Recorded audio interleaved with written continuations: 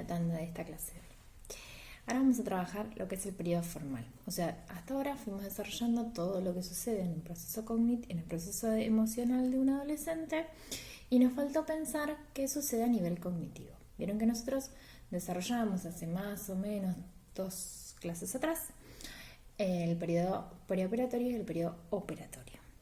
Y habíamos dicho que en el periodo operatorio se necesitaba de la comprobación empírica por parte del niño. O sea, el niño tenía mayor flexibilidad en el pensamiento, una cierta descentralización respecto de su modo de abordar los nuevos conocimientos, ya no tenía una mirada egocéntrica respecto de los conocimientos. Esto le daba mayor flexibilidad para la adquisición de categorías generales, compartía con los otros signos arbitrarios, eso le permitía ingresar al mundo de la escritura. Habíamos visto todas estas elaboraciones que implicaban un cambio de posicionamiento respecto del niño de lo que venía desarrollando antes. Con lo cual, esto implica que este proceso pudiera continuar. Recuerden que hablamos del periodo preoperatorio, razonamiento transductivo, están construyendo sus categorías. Siempre piénsenlo, vamos del interno a lo externo y compartido. Entonces, construyo mis categorías, por eso tiene esa lógica tan particular de armar las categorías según mis criterios, ¿sí?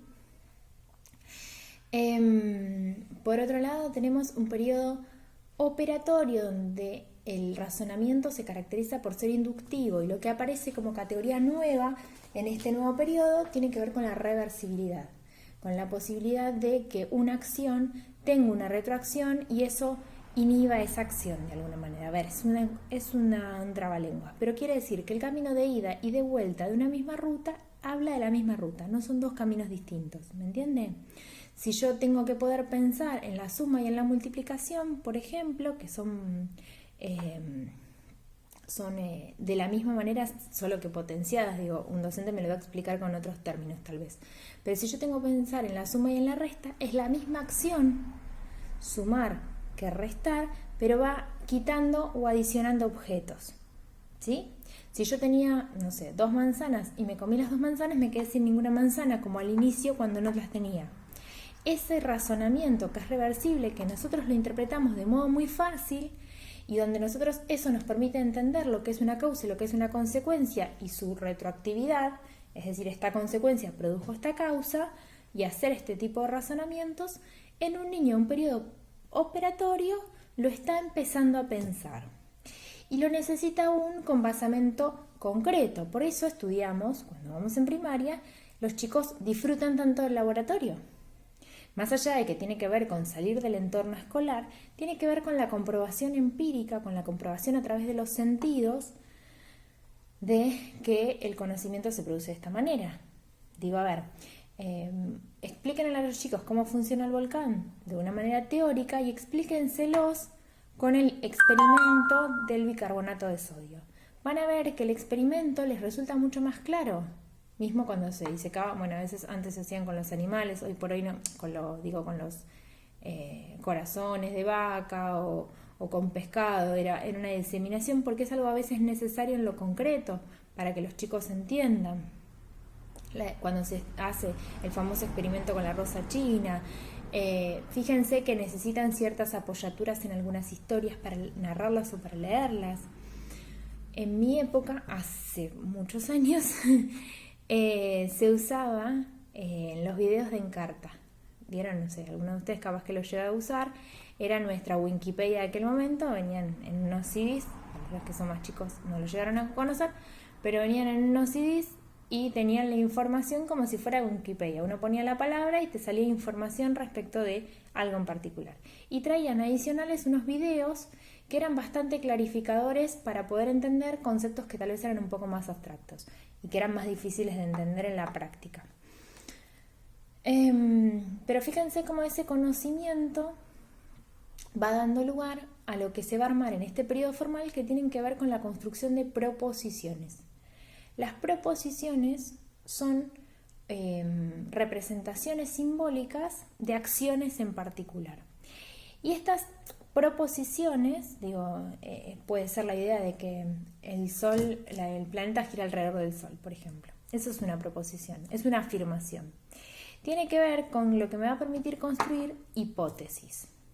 ¿Qué son hipótesis? Son planteos condicionales, digo, no son concretos, pero que me van a dar lugar a verificar si eso se comprueba. Y eso aplíquenlo en todas las áreas que quieran pensarlo, digo, desde lengua hasta matemáticas, hasta sociales. Es la construcción de hipótesis que yo voy a comprobar, pero desde un lugar de la representación. Con lo cual, el pensamiento formal lo que lo caracteriza es un pensamiento abstracto, un pensamiento que no requiere del soporte material para poder ser comprendido y asimilado.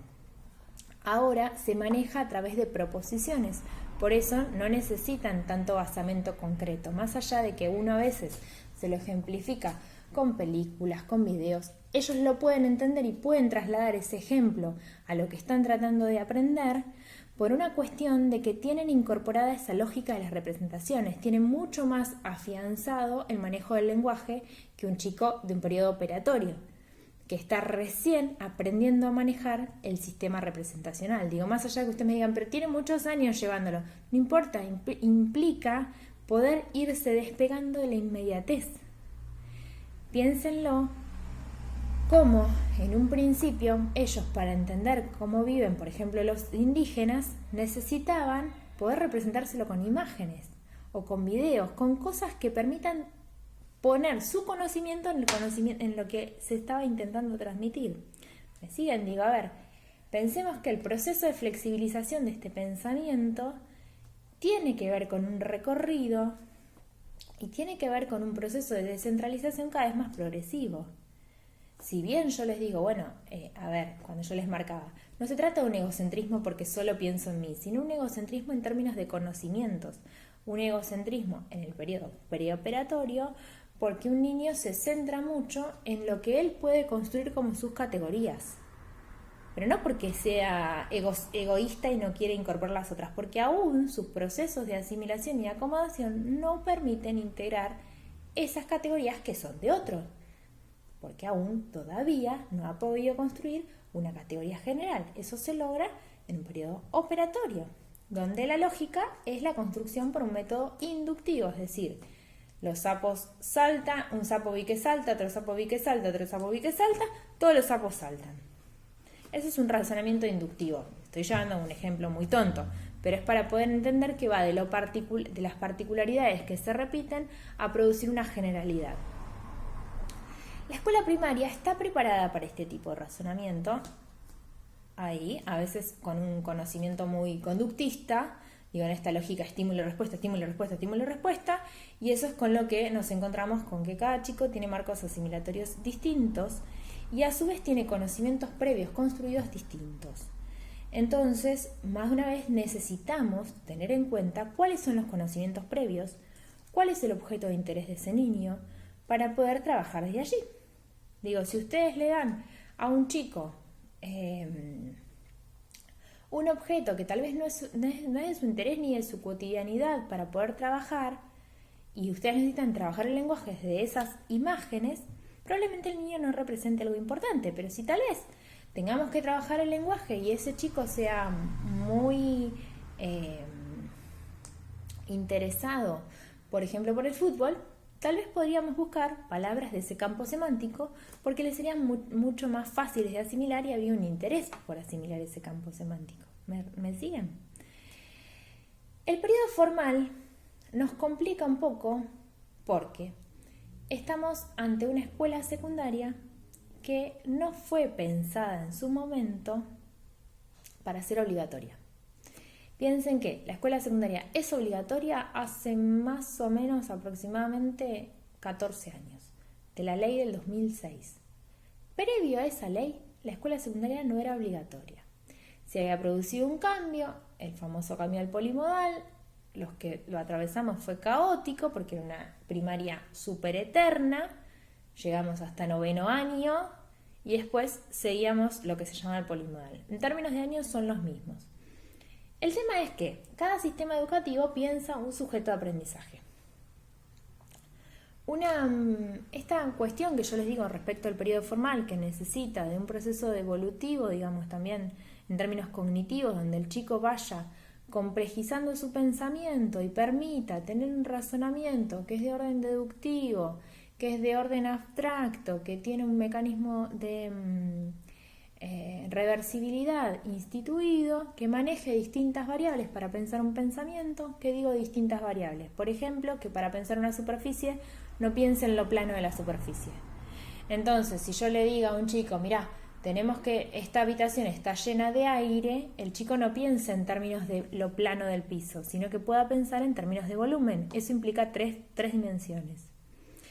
Que pueda pensar que la lluvia no se produce solo porque de la nube cae agua, sino que tienen que pensar que hay más de una variable, tiene que ver con la variable del viento, con la variable de la temperatura, con la variable del ambiente. Entonces, todos esos condicionantes dan lugar a la lluvia. Esa combinación de condicionantes que nosotros la tenemos incorporada porque lo manejamos como marcos asimilatorios y no nos la ponemos a pensar cada vez que pensamos, che, va a llover. Entonces uno te dice, no, che, pero hay viento, no debería llover. Y no, pero las nubes, fíjate, esas variables que uno maneja inconscientemente tienen que ver con marcos asimilatorios construidos de un periodo formal. Yo les decía, la escuela secundaria tenemos un problema. No se había considerado como obligatoria, es una escuela que está formada para pensar un chico que ha ingresado ya en un periodo formal. Por eso la escuela antes era de primero a quinto. Era de primero a séptimo, primaria, y de primero a quinto. Séptimo año, aunque a ustedes les parezca muy complicado de pensar, es una etapa muy, muy importante porque es el momento en el que puberalmente, o sea, biológicamente, se da la pubertad. Y cognitivamente se producen cambios madurativos importantes que habilitan esta posibilidad de reflexión del pensamiento. Con lo cual, los chicos que hoy por hoy tenemos en primer año son chicos que aún están atravesando un cambio de proceso entre un periodo operatorio y un periodo formal. Esto implica que los docentes deberían tener en cuenta esta variable que a veces no la tienen en cuenta, porque son docentes formados para chicos que ya han comenzado a tener un desarrollo cognitivo de un periodo formal. Esa es una de las inconsistencias que tenemos hoy por hoy en la escuela secundaria de Provincia de Buenos Aires. Eso no pasa en Capital Federal. Si uno los observa, ingresan con 12 años a la escuela. Con lo cual ingresan, algunos cumpliendo los 12 en junio, o sea, ingresan muy chiquititos a la escuela. Madurativamente necesitan ese año donde se pueda empezar a pensar este pasaje de este conocimiento que se fue adquiriendo a través de variables generales y de sistemas de categorías generales donde hay reversibilidad, aunque sea de 2 o 3 variables, pero que aún necesita la apoyatura en lo concreto. Con lo cual esto le permita pasar a un proceso de un periodo más formal. ¿Me siguen hasta ahí? ¿Qué quiero decir con esto? Que más de una vez esto produce una disruptibilidad y esto hace que el chico que ingresa a escuela secundaria en primer año se sienta a veces desbordado por la situación porque hay muchos estímulos a elaborar. Hay que elaborar la organización espaciotemporal. ¿Qué quiero decir con esto? Hay 10 docentes que no vienen todos los días, que dictan materias distintas y que cada uno me exige algo distinto con una metodología distinta. Tengo que organizar una carpeta que no estoy preparado de esa manera. Piensen que antes tenían 2 docentes. Y tengo que procesar información que no está preparada para mí en muchos casos. Esto implica una adaptación de que hay docentes que no registran este cambio, que estuvieron preparados para no para un séptimo grado, sino para un segundo año. Y esto se ve, se nota. ¿Dónde hay mayor problemática? En matemáticas y en algunas situaciones de ciencias naturales, porque se presentan cuestiones que son muy complejas de procesar. La idea de potencia, de raíz, por ejemplo, que son conceptos ultra abstractos, son muy difíciles de procesar para un chico si no lo puede entender con cuestiones prácticas, en la practicidad de los hechos. Convengamos que, después la situación se va poniendo cada vez más abstracta y compleja. Ahora, ¿Qué es lo que empieza a pasar en todo este proceso formal como tipo de razonamiento? Yo se los enuncié, pero no lo desarrollé así como exacto. Es el razonamiento deductivo. El razonamiento deductivo, ya hablamos de René Descartes, allá y hace tiempo, lo vimos el año pasado. Lo que sucede en cuanto al razonamiento deductivo tiene que ver con la posibilidad de construir hipótesis. ¿Qué son hipótesis? Son condicionantes, es decir, ideas, pensamientos que dependiendo de determinadas condiciones puedan dar algún resultado. Cuando ustedes el año pasado hicieron un trabajo, hicieron una hipótesis de trabajo y la empezaron a querer desarrollar a lo largo del trabajo con su bibliografía y llegaron a cierta conclusión. Las hipótesis nos preparan para construir teorías. Las teorías no necesitan si bien necesitan de cierta comprobación, no necesitan 100% para ser incorporadas y adquiridas de la comprobación empírica.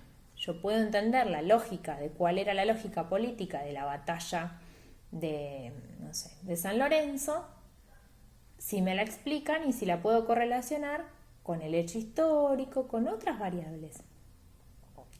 Donde empieza a haber, y yo les digo, esta flexibilidad de pensamiento porque empiezo a pensar en condicionantes, en incompatibilidades, o sea, esto es incompatible esto, ¿cómo puede ser de que este pensaba de esta manera y este pensaba con la otra? Este y este no pueden pensar nunca juntos, realistas y argentinos o como le quieran llamar, no pueden pensar de la misma manera porque son incompatibles sus pensamientos, ¿sí? Disyuntivas, ¿se hacía esto o se hacía esto otro? Si se hacía esto o si se hace esto, se produce esto. Si se hace esto otro, se produce esto otro. Digo, esta lógica que uno tiene para poder reflexionar y pensar alternativas, probabilidad, pensamiento, plantea Piaget, es como el que nos prepara para la vida adulta en sí misma. O sea, Piaget no sigue desarrollando qué pasa después del periodo formal. Hace un análisis hasta el periodo formal, desarrolla esta idea de que uno adquiere este pensamiento hipotético deductivo y que este va a ser el pensamiento que nos va a habilitar para profundizar cada vez más nuestro conocimiento científico. Piensen que la pregunta originaria de Piaget era ¿cómo se produce el conocimiento científico? Entonces él llega a la conclusión. Él hace todo el recorrido que implica todo el desarrollo por parte del sujeto para poder llegar a este momento, que tiene que ver con la adquisición de este método para aprender. En consonancia, tengan en cuenta que este periodo, que va de los 11 a los más o menos 14-15 años, ¿por qué va hasta los 14-15 años? Porque se espera que a los 14-15 años un sujeto tenga un desarrollo cognitivo acorde a un pensamiento hipotético deductivo, entonces pueda analizar una teoría, pueda pensar en variables, tenga un discernimiento. ¿Vieron cuando nosotros pensamos varias veces respecto de cuál sería la edad en la que un sujeto podría discernir, podría hacerse cargo de sus propios actos, podría entender la complejidad de ciertas cuestiones de la realidad? Piaget ubica que más o menos entre los 14 y los 15 años es en el momento en el que un sujeto puede comprender la complejidad teniendo en cuenta esta cuestión donde hay ciertas variables que se ponen en interjuego para pensar un hecho en sí mismo. Digo, ¿no? Esta idea de que no hay una única teoría, no tengo que repetir una teoría. Vieron que esto no todos acceden a este tipo o a este nivel de aprendizaje, si podríamos pensarlo.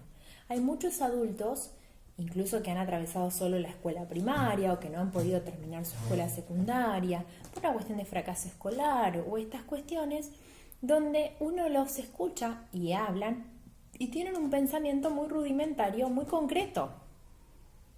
Es un pensamiento que lo comprenden si hay un basamento concreto, si hay un lenguaje que es acorde. Entonces ese lenguaje implica, por ejemplo, poder explicar una consigna que tal vez es más amplia en distintos pasos que tienen que hacer. Incluso fíjense que cuando nosotros necesitamos adquirir un nuevo conocimiento, a veces necesitamos que ese conglomerado de información tan grande nos lo armen en un cuadro sinóptico, por ejemplo. El cuadro sinóptico es una apoyatura. Esa apoyatura, ¿para qué nos sirve? Para ir comprendiendo y el recorrido de lo que tengo que aprender. Serían como marcos asimiladores. Bien, piensen que nuestro pensamiento se da de esta manera, necesita ciertos marcos para poder anclar el aprendizaje. Siempre pensemos que para que un aprendizaje sea tomado en cuenta por un sujeto, tiene que ser significativo. Esta idea de aprendizaje significativo no es una pavada, es porque si no hay un marco asimilatorio y no hay un interés por parte del sujeto por aprender de eso, no van a poder adquirir ningún tipo de avance. Con lo cual es importante que mi tratamiento, el tratamiento que ustedes hagan, se oriente en relación al sujeto con el que yo estoy trabajando y la singularidad del sujeto, sea un adulto mayor, sea un niño, sea un adolescente, sea un bebé, porque en muchos casos hoy por hoy se trabaja en lo que es estimulación temprana fonobiológica, y en el tipo de pensamiento que el otro me logre comprender. ¿Por qué? Porque yo voy a trabajar, por ejemplo, con los padres. Si yo tengo papás con un pensamiento muy concreto, muy rudimentario en algunos aspectos, no puedo explicarle cosas muy complejas que no las pueda llegar a comprender. Tal vez tengo que explicarle lo mismo de otra manera, con ejemplos concretos, con situaciones que las pueda visualizar en su hijo, por ejemplo, con videos que pueda entender concretamente qué es lo que le quiero transmitir o cómo es la actividad que tienen que realizar. Porque el tipo de procesamiento cognitivo puede no ser el de un periodo formal, que es lo esperable para un adulto. Incluso en adultos mayores también. A veces los deterioros cognitivos de los adultos mayores producen regresiones a nivel del desarrollo del aprendizaje. O los ACV o un millón de patologías más que pueden tener la gente adulta mayor, que a veces afecta sus niveles de aprendizaje, se vuelven más rudimentarios. Con lo cual tengan en cuenta este desarrollo evolutivo para poder pensar que las edades no siempre se corresponden con los alcances cognitivos que cada sujeto posee. Puedan pensarlo en que esto es un proceso y que si tiene 15 años y aún tiene un pensamiento concreto, tendremos que ir elaborando ese pensamiento concreto para que cada vez ese pensamiento concreto se pueda flexibilizar de alguna manera y logre incluir variables de reversibilidad y logre tener un pensamiento que permita conjugar más de una variable para sacar conclusiones, ¿sí? Y de esta manera poder ir accediendo a un proceso de un periodo formal. Pero la edad no me indica absolutamente nada. Yo trabajo con una adolescente que ahora, con 16 años, está iniciando todo el proceso que estábamos viendo adolescente y se está revelando y está confrontando y se cuelga y le interesa estar con los amigos y se empezó a fijar en su cuerpo cómo le gusta vestirlo, que no le gusta la ropa que le regalan y está en un momento cognitivo donde aún le cuesta el proceso de alfabetización, o sea, el tercer momento de la alfabetización, el momento alfabético. Ella es silábica alfabética, pero se come letras, claramente no respeta ninguna regla de puntuación, le cuesta incorporar toda esta lógica, le cuesta a veces, ahora ya ha incorporado los espacios entre las palabras, pero cognitivamente está en un periodo operatorio. Su pensamiento es muy concreto, entonces cuando uno le dice, por ejemplo, hace una agenda, esto que yo se los diría a ustedes, si ustedes claramente podrían hacer una agenda, yo a ella le tengo que explicar. Bueno, agarra una hoja, hace una tabla de esta manera, entonces yo le muestro la tabla. Ahora anda poniéndole los días de la semana. Fíjate que los vamos a pensar de lunes a viernes. Entonces ella empieza con el lunes, después pone el martes, después pone el miércoles, después pone el jueves, después viene el viernes. Si yo le diría, empezá por el jueves, a ella se le complicaría muchísimo, porque aún no tiene esa flexibilidad del pensamiento. Tiene un pensamiento muy seriado, muy organizado de esa manera. ¿Me siguen? Ella debería tener un periodo formal, pero no lo tiene, con lo cual no puedo contar con eso. A su vez, mi paciente tiene cierta cuestión de temor a crecer, entonces está como bastante detenida, Pero estamos trabajando mucho con ella porque ella tiene deseo de crecer, tiene miedo, pero tiene deseo. Entonces, con lo cual, estamos trabajando con ella para que se organice junto con la psicopedagoga, para que ella empiece a tomar responsabilidades respecto al alcance de la edad que tiene, para que empiece a demostrar a los padres que ella en un montón de cosas puede sola, se puede manejar, se puede organizar, puede resolver, no necesita de la dependencia absoluta de ellos. Digo, que le empiece a demostrar al resto y a ella misma que ella está creciendo. Pero volviendo a la situación, si yo a ella le pongo dos variables, si pasa esto, pasaría esto otro, a ella se le complicaría mucho si la oración fuera compleja o larga, o tuviera una idea muy abstracta. Con lo cual, fíjense que el conocimiento que ella puede manejar es un conocimiento que en la escuela especial a la que ella aún asiste, tiene que ver con un conocimiento que lo correlacione mucho con hechos concretos y fáciles de ver y de entender. Fíjense que está muy presente lo perceptivo. Digo, no se puede despegar de esta idea.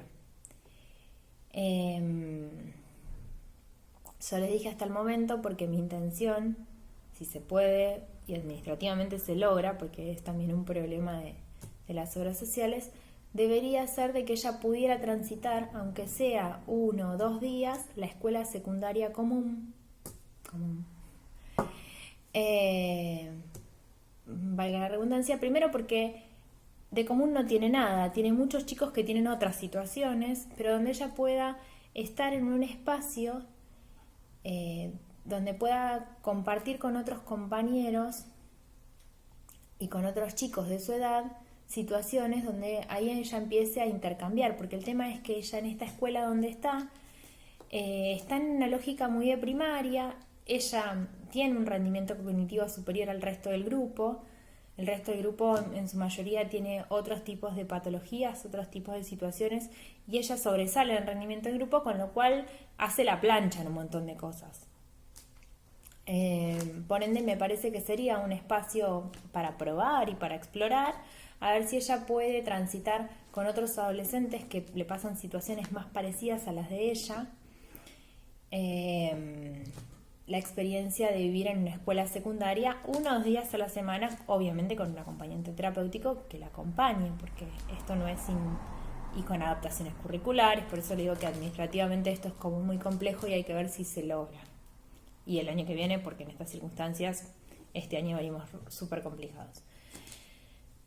Pero lo que a mí me interesa de que piensen en el periodo formal tiene que ver en que pueden rescatar la idea de que correlacionado con este momento de flexibilización del pensamiento, de un pensamiento donde empieza a incorporar variables, un pensamiento donde empieza a incorporar probabilidades, donde empieza a contradecir ideas y sacar conclusiones, donde empieza a pensar la multicausalidad de las cosas. Digo, esto no sucede por una sola causa, sino por varias, donde empieza a pensar en disyunciones, en oposiciones, en contrariedades, todas estas cuestiones de que hacen al pensamiento cotidiano, que uno lo tiene incorporado cotidianamente, y al análisis que uno hace de situaciones, a veces hasta de modo inconsciente, digo, ¿no? Y voy hasta allá, no, porque si voy hasta allá, digo, hoy por hoy, ¿qué nos pasa? No, porque hay un montón de gente.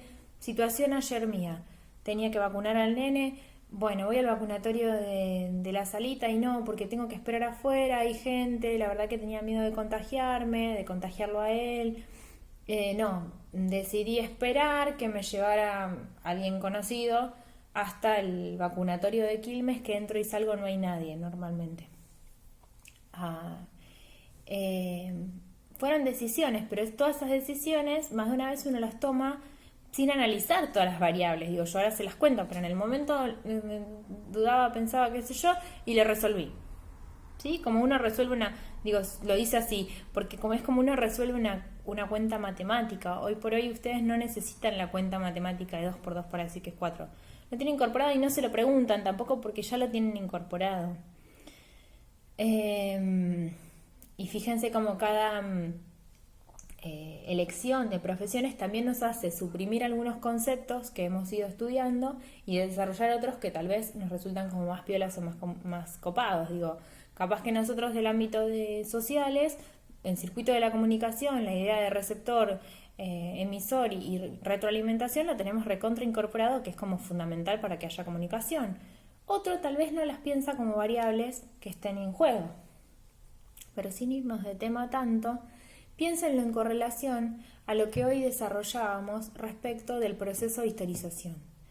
Para que alguien pueda hacer un proceso de historización tiene que tener este desarrollo cognitivo, porque si no, no hay chance de que pueda analizar el discurso de los otros. No necesita ser psicólogo para analizar un discurso de los otros, sino analizar que este dice una cosa, que este dice otra y que este hace otra, por ejemplo. O que esto que este me dice no me cierra.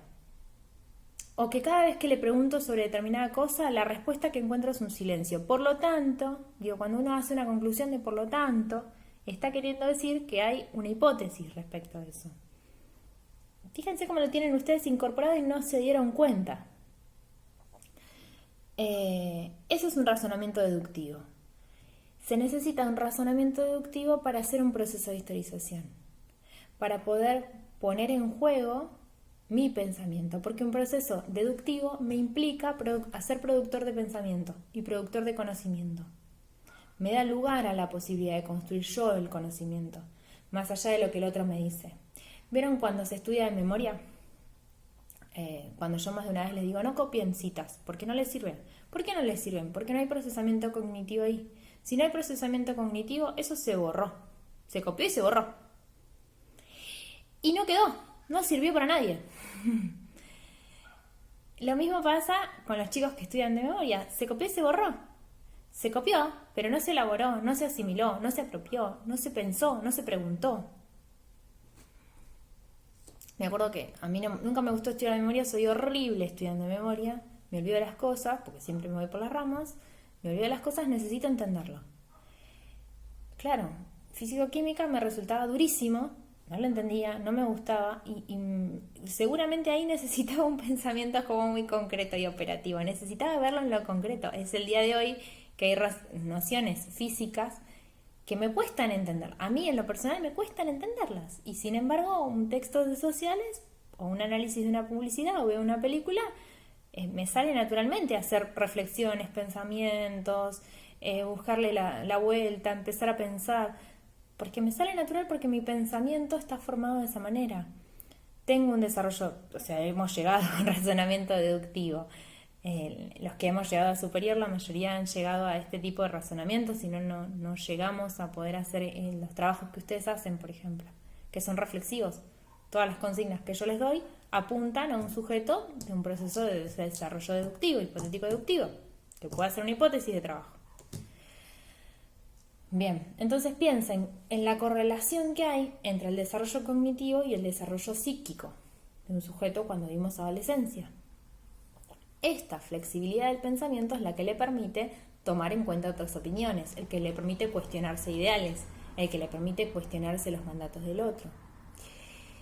Retomo un concepto solo que me olvidé de desarrollar cuando hablamos de historia del adolescente. Yo creo que en algún momento, me parece que fue en una clase escrita, les puse un concepto de que cuando uno venía al mundo, en este proceso de humanización, se firmaba algo que se llamaba contrato narcisista. El contrato narcisista es el acuerdo que se hace con la familia en la que uno viene, donde yo te voy a dar un lugar en la familia, pero tu función es la de transmitir el legado familiar. Esta transmisión del legado familiar no es repetición, es transmisión, con lo cual uno va a transmitir lo que uno entiende, lo que uno adquiere y lo que uno cuestiona y se pregunta respecto de esa historia familiar. En este momento de la vida, que es la adolescencia, es donde el contrato narcisista se pone en juego. ¿Cómo se pone en juego? Como diría, creo que es Galende, el cuento, hay un cuento del alfarero, yo creo que se los había contado. El alfarero le dice a su hijo, acá te cedo el legado, este es el legado de generaciones tras generaciones que vienen hacia tus manos para vos poder transmitírselo. antes de poder dársela, tira la vasija. Bueno, con lo cual le dice, de ahora en adelante vos harás tu propia vasija y transmitirás todos estos restos al otro. No sé si era tal cual así, pero más o menos es esta la idea. La idea es que cuando uno arma el legado que va a querer transmitir, lo hace a su manera y con sus pedacitos y cómo lo reconstruye a su manera. Vieron que cuando hablábamos de adolescencia decíamos que la adolescencia era un desorden y que implicaba neoorganizaciones, es decir, nuevas organizaciones. Estas nuevas organizaciones tienen que ver también con esta nueva manera de apropiarse de esto plural, diríamos, de esto grupal que me antecede. Caes, que es un autor francés, René Caes, escribe y dice que cada uno de nosotros es un singular plural. Es decir, cada uno de nosotros es uno en un grupo. Y ese grupo que le pertenece y de los que forma parte, no solo uno, sino varios grupos de los que forma parte, lo hacen ser quien es también. Fíjense cómo uno es impactado de alguna manera por el grupo al que pertenece. Un concepto que me parece que es interesante para pensar esta idea de cómo se tramita esa historia familiar es la idea de los silencios. Muchas veces los silencios, las palabras no dichas, los momentos de incomodidad, las cuestiones, las frases hechas, ¿sí?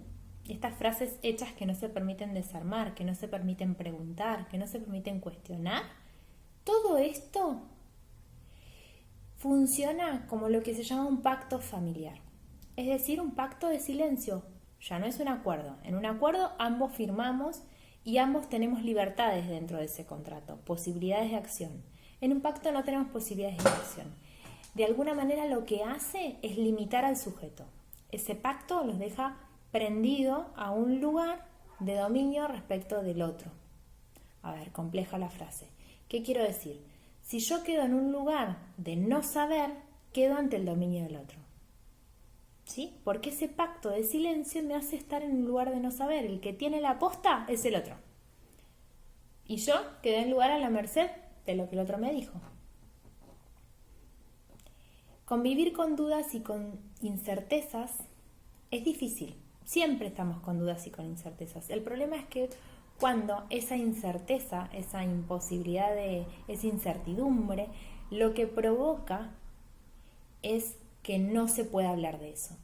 Eso genera muchísimo más trabajo psíquico de inhibición. Eso hay que inhibirlo, hay que reprimirlo. Y eso genera un efecto muy profundo a nivel psíquico y genera un efecto muy sintomático más de una vez. Digo, eso que se reprime, ustedes saben que todo lo que se reprime de alguna manera retorna. Si esto implica una energía extra para reprimirla, va a generar un síntoma bastante feroz. ¿Sí? Bueno, creo que hasta acá más o menos es lo que tenía la intención de transmitirles respecto a adolescencia. Ya saben que dudas, consultas, me envían, me mandan, estoy a total disposición para que me pregunten. Me hubiera gustado, me parece que los temas de adolescencia dan para debatir un montón de cosas, para pensar un montón de cosas, para desmitificar un montón de cosas. Hay muchos mitos en relación a la adolescencia. Pero bueno, tal vez tengamos en algún otro momento la oportunidad o tienen mi mail para preguntarme todo lo que se les ocurra, lo que quieran, si en algún otro momento les surge. Les dejo el trabajo y probablemente lo tengan que entregar entre sábado y domingo más o menos como para que se puedan organizar.